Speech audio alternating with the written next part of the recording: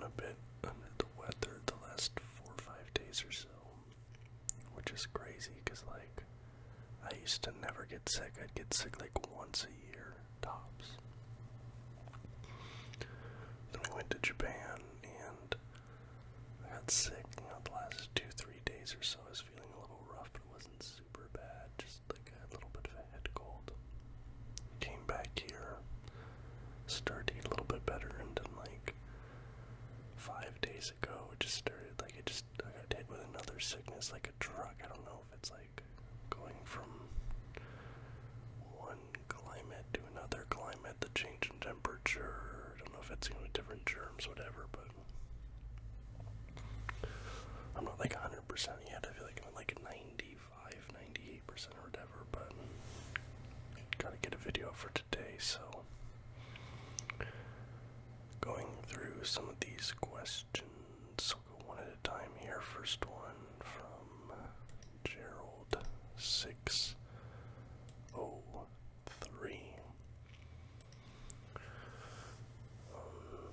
I think there's a few questions along these lines too, so I might try and rope some of these other ones into it. Gerald asks, I'd love to hear about how you're finding life in Australia. What's funny is this the question that, like, pretty much every Australian asks me when they find out I'm American. They're always like, oh yeah, how you finding it? And like the thing I always say is that it's really not that different from the States in a lot of ways. The culture here feels very similar.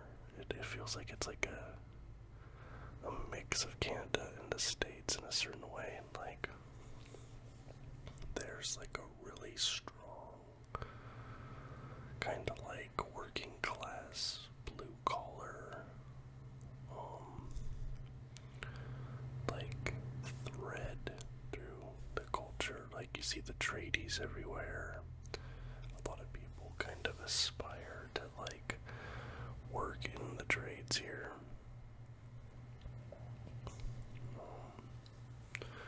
The biggest difference for me has been the food. Like the Mexican food here is not great coming from the US. Like we have really good Mexican food, obviously. The Chinese takeaway food options are like different. Like they don't have General Tso's chicken here. They don't have orange chicken. It's like all sweet and sour. So like Chinese food's like my favorite type of like takeaway food. And I'd pretty much always get General Tso's chicken with rice. But now I'm getting sweet and sour pork here. Just certain options and things that you don't have here that you would have in the States, and then like different brands in the stores, different products in the stores.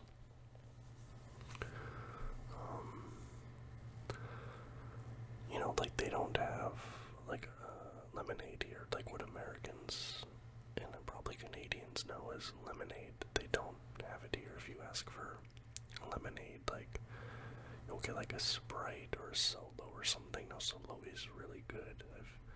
I've come to really like Solo, but it's not lemonade. The sports culture here is like really cool. Like they really love sports here. They have the AFL, they have rugby, like NRL, and then like rugby union as well. They have the cricket's huge here, but I'm not prepared to dive into cricket yet. But it's like there's a really big sports culture here, but it's not really the sports I'm familiar with, so I had to like learn new things, kind of like they do have a basketball league here, but it's not very popular. The baseball league here is like on the verge of bankruptcy. The hockey league's like irrelevant. It's like those sports I really like are not very popular here. Like we had a repairman out of the house installing a new oven because our old oven that we had here broke. And he found out I was American. We were kind of chatting a little bit, and he asked me like if I watched any sports, and I said, oh yeah, like I said I'm a big basketball fan, and I'd already told him where I was from. I said I'm from Portland, Oregon. He's like, oh yeah, what's so your local team, like what, like the Chicago Bulls or whatever? And I said, oh, no, the Portland Trail Blazers. And he had never heard of the Portland Trail Blazers. You know, it's just a totally different culture, even though there is, you know, it's very similar, but then there's the little differences make the, you know, the devils in the details. And this might be a little bit of a controversial point. I don't really want to get into like the politics around all this. Because like you know, when I lived in the States, I was a gun owner and I had a concealed carry license. Like I would walk around, I had a handgun on me a lot of times because I have had people pull guns on me twice in my life. There's been, you know, 2 periods in my life where I've been, you know, someone has threatened my life with a gun. So because of that, and then one time with a knife, I was up in Seattle, actually, a homeless dude tried to pull a knife on me. So because I've had these experiences, you know, it led to me getting a concealed carry gun. You know, I had a 9mm pistol. I've owned rifles, I have a revolver, shotgun, stuff like that. So I'm not anti-gun in any way. Coming here, where there are no guns, I didn't realize how different that would feel. You really realize like how unique the United States is in that regard, because like you walk around, the cops here, I think the cops have guns here, but you don't really notice it, because the cops here like aren't very like militarized like U.S. police are. You know, their cars are very bright and they're a little bit more. Now I do know the Australian police do have some issues. I'm not gonna undermine that, but you know, compared to the police I've dealt with in, you know, in the States, it's been different. And like at my old house in the States, not so much my childhood home, but like where I moved to, where I was doing my videos from the last year or so before I left. You know, there were multiple times where in the middle of the night you'd hear gunshots in the distance, because we live kind of close to a not so great area. You know, there's been a few times, you know, and I'm not saying that like property theft and damage doesn't happen here, because it does, but like, you know, my roommate had his car broken into.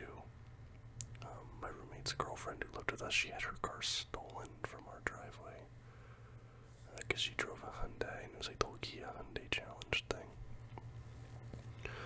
But it's interesting, like, walking around here, not having that, you know, like, I haven't heard a single gunshot since I've lived here. If I was still living, you know, back home, I would have heard multiple by now. In that same time period, and it's you do feel a little bit different. Like, I feel like I like look over my shoulder a little bit less. I'm a little less suspicious of like the people around me. You know, that's just a little thing. And then also the multiculturalism here, like, you know, I come from a very white area in the U.S. You know, most of the people, you know, where I lived in the States, I could go an entire day and not see a single person of color. But here it's very multicultural, and all the food is very multicultural. You know, like, we have a neighbor right here on our left side that's Chinese. We have a neighbor on our right side that's white Australian. We have an Indian couple that lives behind us. Sorry to clear my throat. And just you have all these different cultures all around you. There's like Lebanese food everywhere, like the kebabs, the snack bags, Korean food.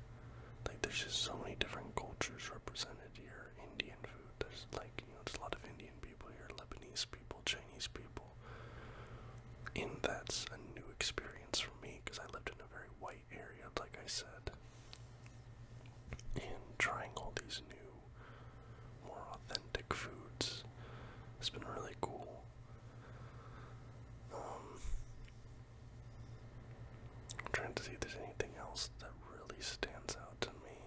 I know there's a few people that ask questions, so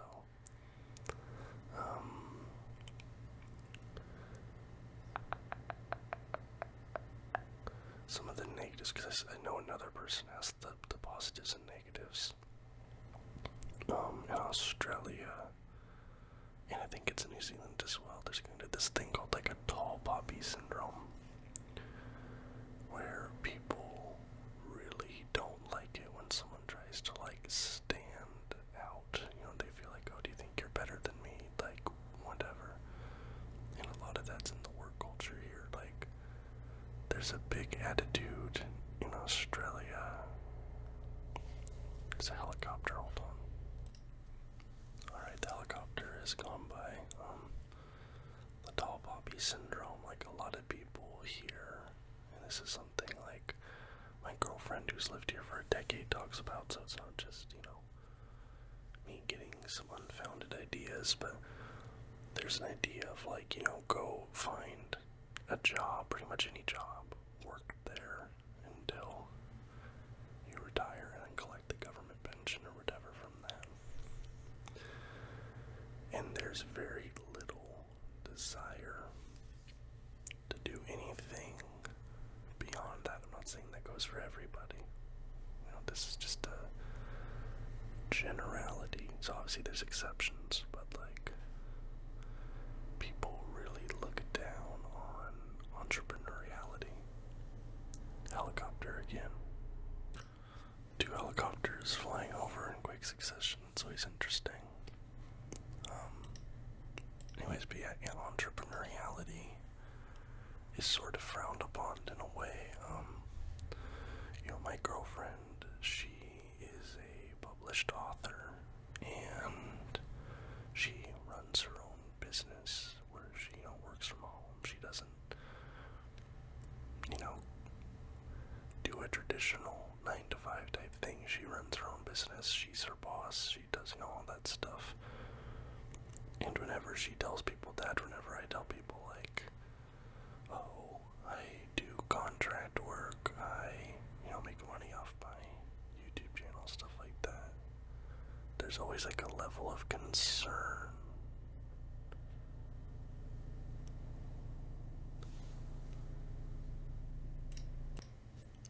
Sir, a 3rd helicopter has hit the ASMR recording. They must be, like, looking for somebody or something, I don't know.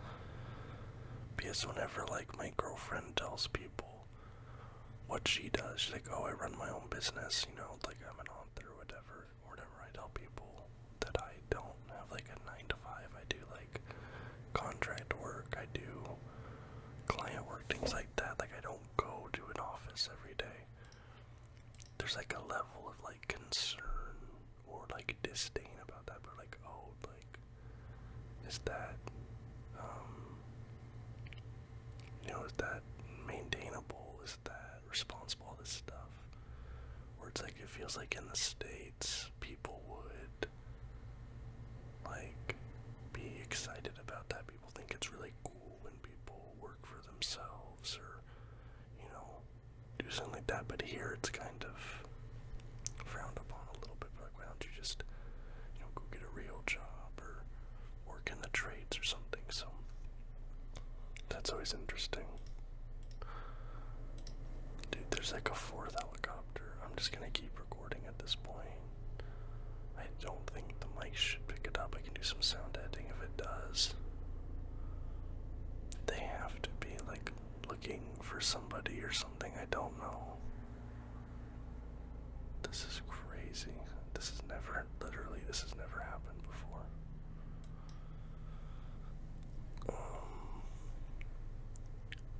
That's kinda pro asks, how many tattoos do you have? What's your favorite one? I have 1, 2, 3, 4, 5, 6, 7, 8, 9 tattoos. I'll show them all here. This is the one on my hand. I got that, that's a matching tattoo I got with my ex-wife. Just a few months before we got divorced. Never get matching tattoos. Now at the time I got it, the tattoo artist said, oh, that'll probably fade and you won't have any more in like a year, because finger tattoos always fade away. Yeah, I've had that since like 2019, 2020, whatever. Like, nah, that's well and truly on there.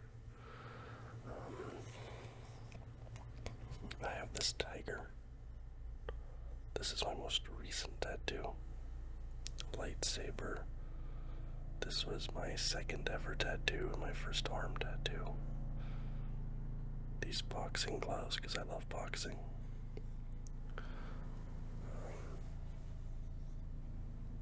This is awkward. I don't know how to.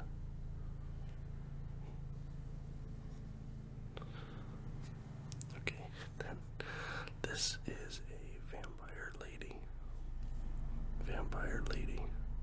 It's kind of like the vampire from Van Helsing. And this is a wolf head. This is probably my favorite tattoo that I have, this wolf. And then I have an eagle head here.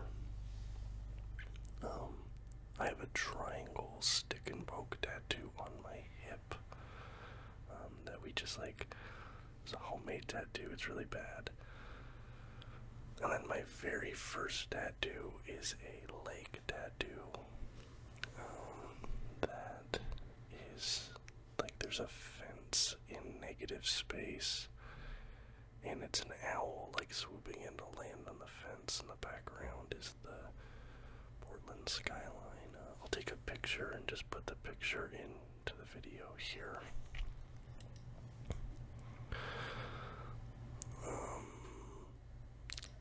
Little Flow 9066. What's the best and worst thing about moving out of the States?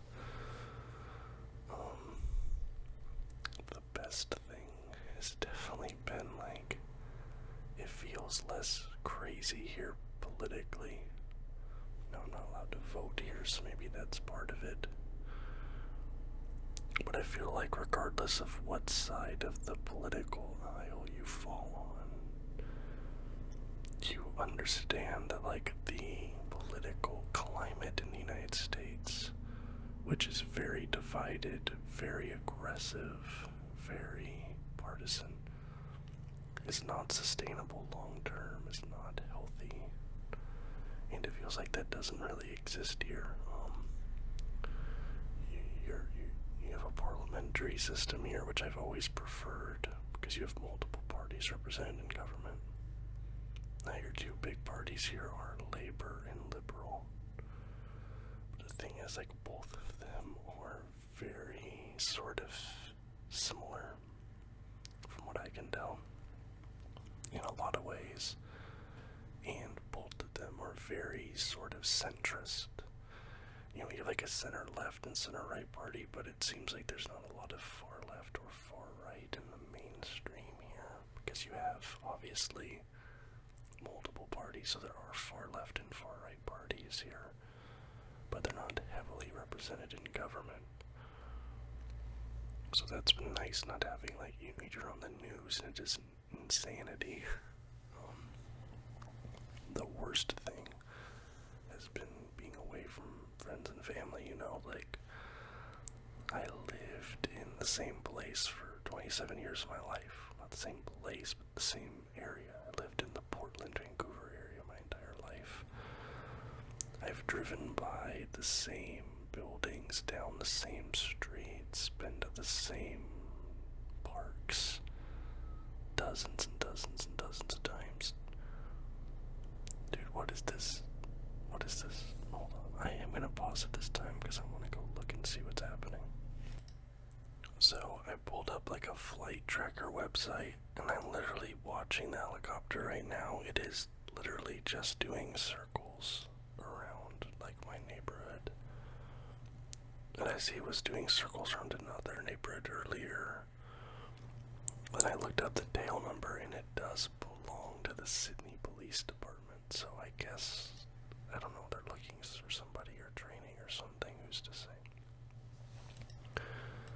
But as I was saying, I've been down the same road, seen the same things my entire life, and now, all of a sudden, that's completely just gone.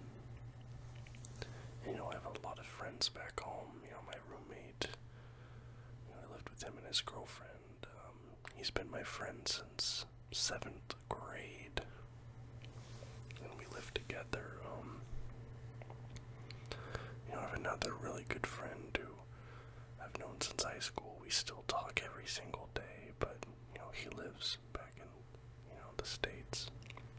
My parents are there, my brothers, and, obviously I'm going to go back and visit. My parents are going to come here and visit me, but it's like, how many times will I ever see these people again, in my life? It's, that's big. That's a very big change, and that is easily the hardest change. Have I seen any crazy animals yet? Also from Low Flow 9066. Not really crazy animals. I've seen a kangaroo, but that's at the zoo. Same with a koala. There's a lot of birds here. Like every morning you have magpies in the front yard, and I don't think we have magpies in the States. And I've actually really come to like the magpies. We'll sometimes throw out some stale bread or whatever for them, and the magpies are cool because they'll remember you and they'll bring you gifts and stuff. So we've had them drop shiny little things on the front porch. So that's been pretty cool, the magpies. But beyond some colorful birds, I haven't really seen anything crazy yet, no. The cockroaches here are definitely a big difference from the States, because where I live we didn't have cockroaches, but here they're just kind of a part of life. From Patty Link 8939, thoughts on climate change. So we're going for another controversial topic here.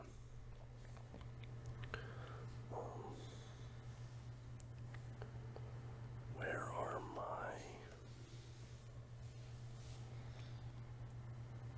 Hold on, I have to find my textbooks.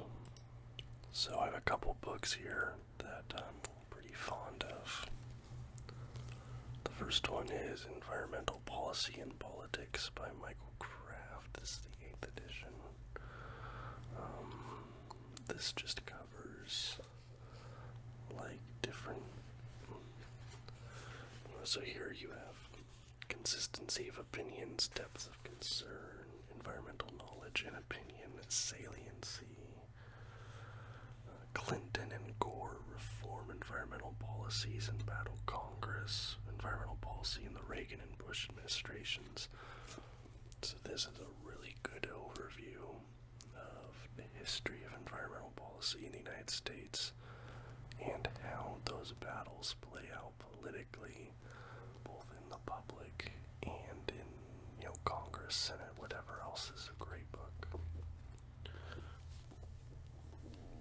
And another one is The Environmental Case by Judith Laser. This is translating values into policy. And this is a really good overview of how climate activists or climate conservatives, people who are against, making these changes, how they action upon their political values. And this uses historical examples. For instance, I believe this one's about snowmobile use in Yellowstone National Park. And the arguments are happening with limiting snowmobile use or not limiting it and things like that. So those are two good books. As part of my geopolitics and international politics degree, we spent a lot of time talking about environmental policy and how that plays out on the international stage and the domestic stage. I do believe that climate change is a major issue, facing, the whole world. I believe we said, what was it, the hottest day or hottest week ever, something like that. We're moving into an El Nino system now. But I feel like a lot of climate activists things to hurt their cause. And I think there's a lot of people, a lot of climate activists especially, who reject incrementalism. There's a lot of people that have an all or nothing point of view, which I think in the realm of politics is always the wrong approach.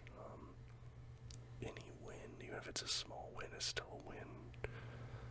There's a phrase like don't let good be the enemy of perfect.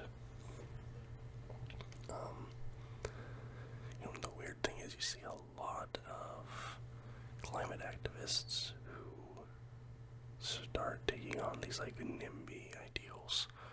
They want less building, less development, things like that.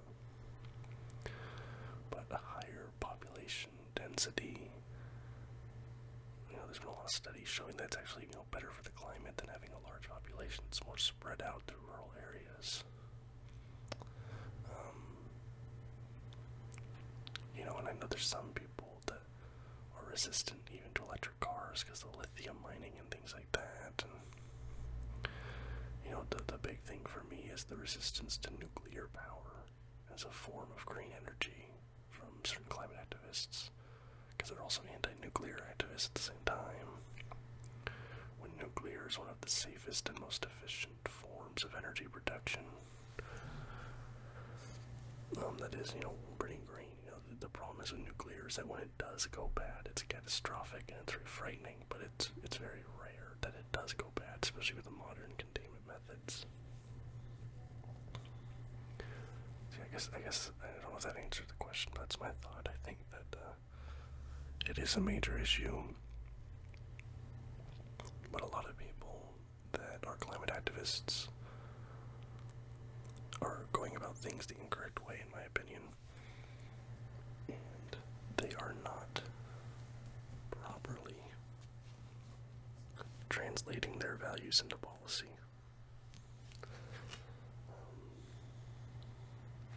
Actually, this is a great quote here from this book. I actually have it highlighted. To be successful, policy entrepreneurs must offer solutions that appear likely to address the problem as it has been defined. Their solution must be capable of garnering support from a majority legislative coalition. The implementation of ambitious new programs often encounters serious practical obstacles. Whereas legislators can respond to public enthusiasm about an issue, the implementation agencies must cater to multiple principles. That is, they must please the president and the congressional committees that oversee and fund them. In addition, these agencies must grapple with the demands of organized interests. Good book. If you're interested in climate policy, I'd check out those two books.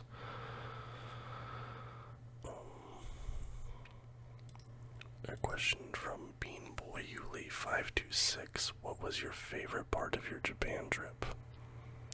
Also, do you have any other possible countries / destinations you'd like to visit in the near future?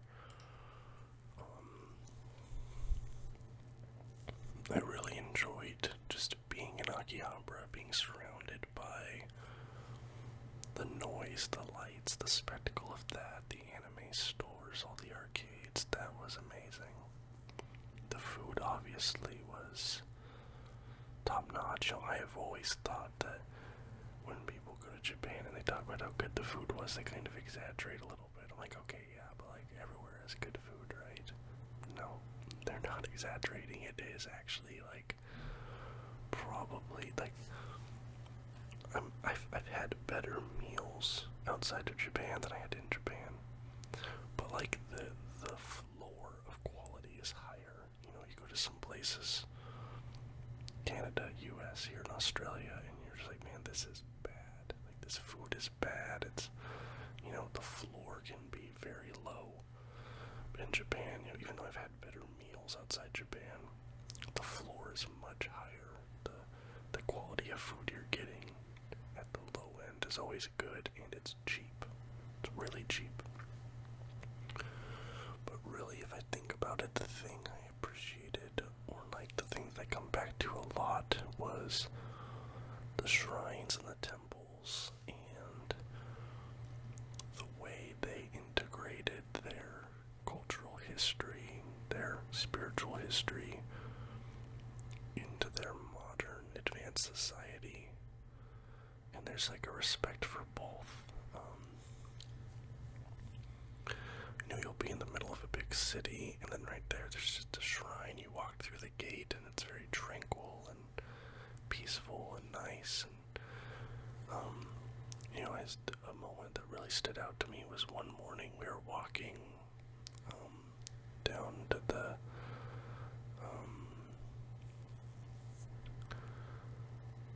big shrine there in I want to say Meiji Jingu, but it's not Meiji Jingu.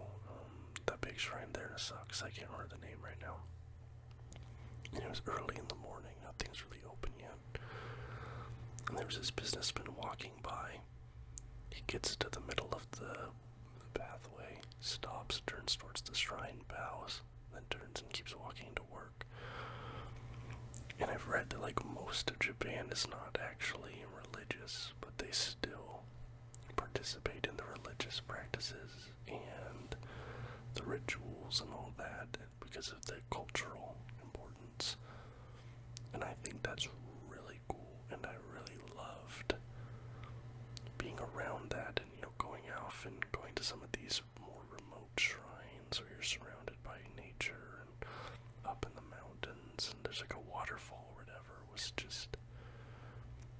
It's a little overwhelming at times because these buildings, these areas are these sacred spaces that are so old. They're like older than the United States as a country. And people have been going there and worshiping and praying and stuff for hundreds of years. And like, you almost sort of like feel that. I imagine it's the same as like going to like a really old church or something in Europe. Any other possible countries, destinations you'd like to visit in the near future? Tons of them. I want to go to South Korea. I would love to go watch like a League of Legends game in person, like at that arena there in South Korea. Go to a Korean baseball game.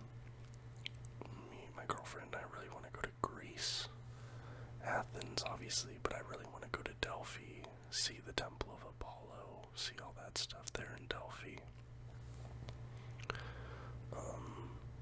My girlfriend's only been to the States once, so some point in the next year or so, going back home, obviously to see my friends and family, but she also wants to go to, either Las Vegas or Disneyland or something, or Universal Studios, so, going where we maybe spend a week or two in Portland, and then go down and go to the LA or Vegas area, then fly back to Australia from there, something like that. Thailand is very close to here. It's actually a pretty cheap, pretty short flight, and Bangkok's considered like one of the best cheap cities in the world. A lot of stuff to do, very modern, still cheap. Will you do a tattoo video? Yeah, I think, hopefully, that matched your, what I just did was alright. I don't have a ton of tattoos.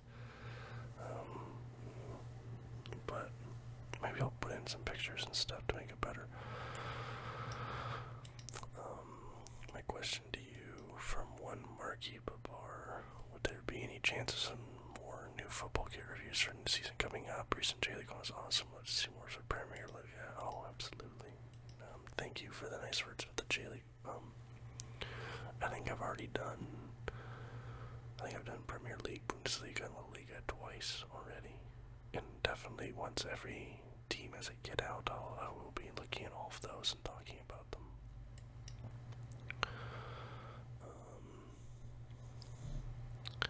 From Jess Jedi 6114. This one's a deep one. What makes you happy in life? And did it hurt when you got your tattoos? A lot of tattoo questions. Yes, tattoos do hurt. Don't let people lie to you and say they don't hurt. They hurt. Not terribly so, but if you have a long one, like if you're sitting there for 2, 3, or more hours, especially when they start going over the same area over and over again, like with shading and stuff. Yeah, it hurts. And a lot of people don't prepare properly because your body is going through trauma. You're being stabbed thousands and thousands of times. Little micro stabs, but you're still being stabbed, and ink is being injected into your skin. Something's being introduced to your body that's new. So your body's going through a lot of trauma, and your blood sugar crashes. So if you're getting a tattoo, make sure that you bring snacks. Make sure you bring drinks, but sugary drinks. Don't bring water. Bring a Pepsi, or bring something with sugar in it, something with some calories in it, because orange juice is a good one. Any sort of fruit juices, because your body's gonna want that, and because some people will pass out if they don't, because they get jittery from the blood sugar. And what makes you happy in life? That's an interesting one. This is gonna sound weird, but I don't know if I've truly felt happiness in the way some people do, and that's not to try and sound edgy or weird or whatever, but I've suffered with depression most of my life, and I've gone through therapy and stuff, and I've got myself into a good place, but I feel like I kind of am always just sort of here, and maybe I'll have little blips up and down, but I never really have euphoric highs or really deep lows, if that makes sense. Yeah, I don't know how to explain it, but I can be doing something and I can feel happiness, oh yeah, I know this is a very positive thing, but it's kind of just how I usually am, but just a little bit. I'm not euphoric, I'm not super highly elevated. It's a very kind of muted form of that. I don't know if that's my depression, or maybe there's something that's just how I am, I don't know, but it is positive in a way too, because like I said, I don't get super low lows, which has helped me a lot when things have gone bad in my life. Going back to my divorce, when I went through that, obviously there was a time where I was pretty low, but I went and I went to therapy. I did this road trip, went to Eastern Washington. I lived on a horse ranch for a week where I had no electricity, no cell phone service, no internet. I was just out in the middle of nowhere living on a horse ranch. I went from there and I went down to Phoenix, Arizona, and I lived in a trailer, an RV, for a week or two. And actually, if you go back to some of my old videos on this channel, I think it's some of my Blazers 2K videos. And if you look at the video camera, you'll see a different background. That was when I was in that trailer in Arizona. And I went down there and I met up with some friends that I had that live in Phoenix. I went hiking. I was just going in Phoenix, went out drinking, partying a few nights, things like that. And then I came back and I was fine. And I've had multiple people tell me oh man, you got over your divorce so quickly, all this stuff, but I feel like it's really just because emotionally and mentally I never bottom out. I don't. I was oh yeah, that sucks, okay. And then I'm just back to, after a bit of a dip, I'm just back to level. So in that way, it's nice. It is nice for that, because I never truly get down in the dumps, but sometimes I feel like it would be nicer to really feel those high highs that some people feel, but I don't really feel that. I don't.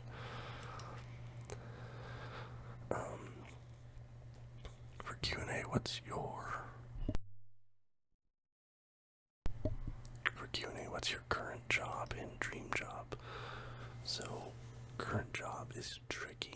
because my visa situation, right now I'm on a visa that only allows me to work a certain number of hours a week, and only for a certain amount of time. Like, you can only work at one company for like a handful of months and you have to leave. So,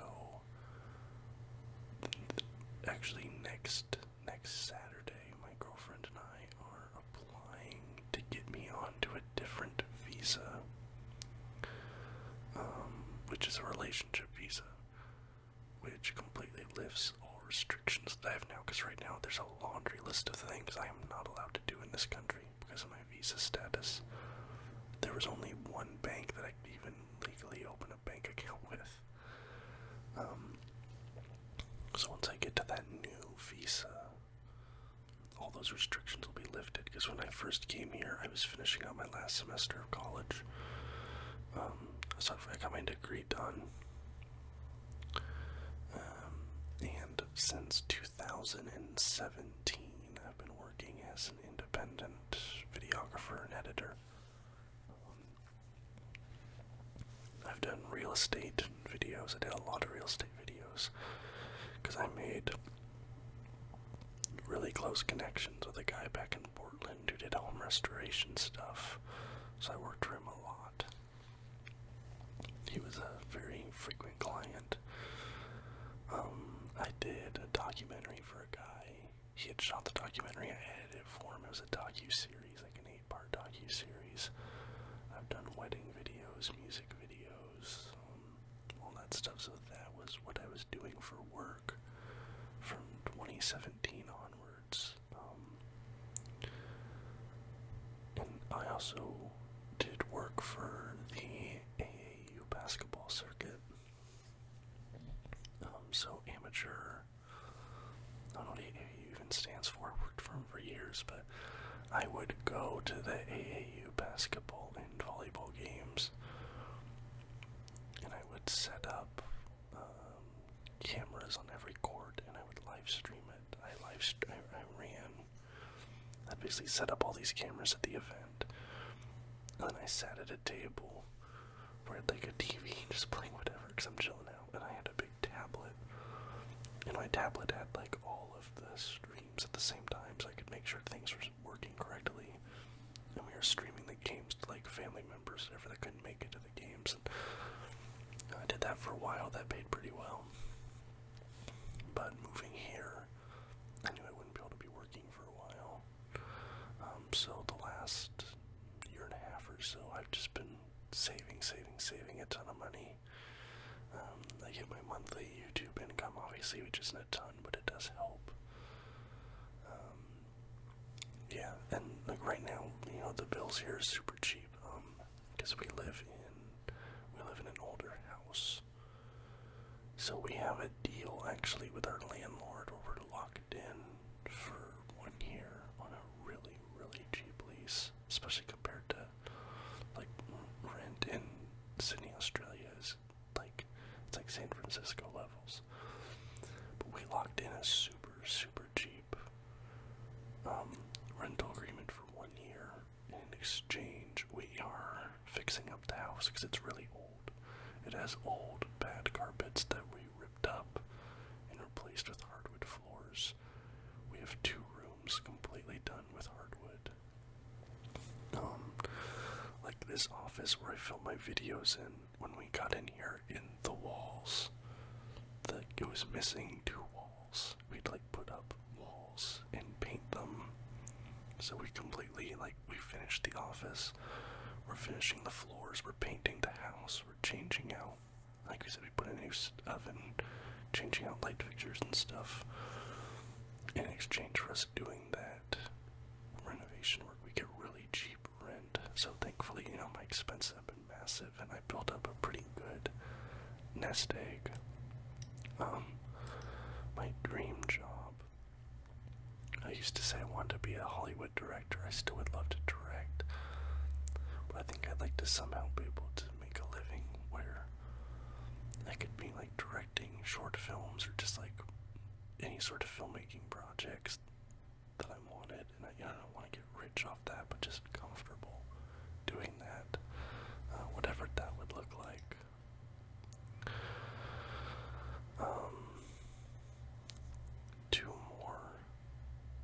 Australia questions. This one's CDB 3672. What's the hardest part about your transition to Australia? I think I kind of already covered that. Also, does anyone actually call a barbecue a Barbie? I haven't heard it yet. I don't think they do, but what's interesting is that whole commercial will put a shrimp on a Barbie for you. They call shrimp prawns in this country. They call them prawns. They don't even call them shrimp. So like that was a tourism commercial. They kind of like, oh, put a shrimp on the Barbie. And I think that was actually the actor who played Crocodile Dundee who starred in that commercial. But no, that was tailor-made for Americans. Q&A. What are the best pros and cons living in Australia? Would you recommend it? Again, I think I kind of covered the pros and cons a little bit. But would I recommend it? Yeah, I love it here. It's very walkable. I walk out my front door. I can walk to the mall. I can walk to restaurants. I can walk to the train station. Take the train into the city. Take the train out west, north. It's the public transit. The walkability is really great. And that looks like that is the last question. So thank you guys so much for watching. I'm sorry if the audio got all messed up with the helicopter and stuff. But yeah, thank you so much for all of the questions. I really do appreciate all of it. I'm pretty sure I got to all of them, but if not, leave it in the comments here and I'll respond to it. If you like the video, please leave a thumbs up. Subscribe to the channel for more content just like this almost every single day. And until next time, guys. Bye-bye.